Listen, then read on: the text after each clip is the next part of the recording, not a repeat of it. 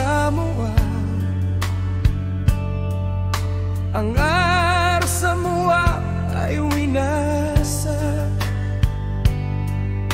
niwasak sa isang gabi.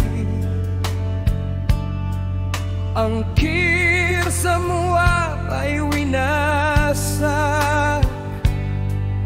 niwasak sa isang gabi.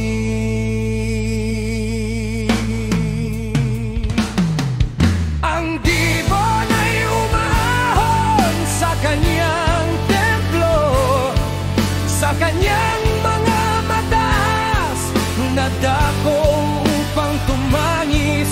Ang Moab ay naghagulgol dahil sa Nebo at Medeba.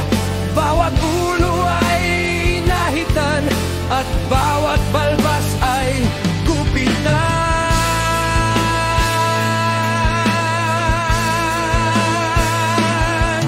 Sa mga lansangan ay damit sako ang isinusuot, sa mga bubungan at sa mga liwasang bayan. Silang lahat ay naghahagulgol, nakadapa dahil sa pag-iyak.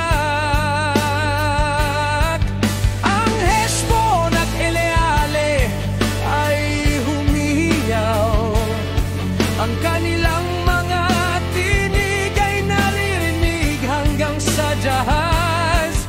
Kaya't ang mga armadong lalaki ng Moab ay humihiyaw, at ang kanilang mga puso ay nanglulupaybay. Ang aking puso ay humihiyaw dahil sa Moab. Ang kanyang mga takas ay tumatakas hanggang sa Zoar, hanggang sa Eglat Shelishiya. Sila'y umahon sa burol ng luhit,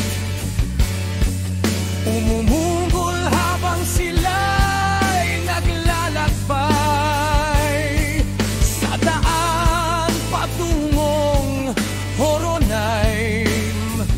Kanilang tinatangisan ang kanilang pagkawasak. Ang tubig ng Nimnim ay natuyo, at ang damo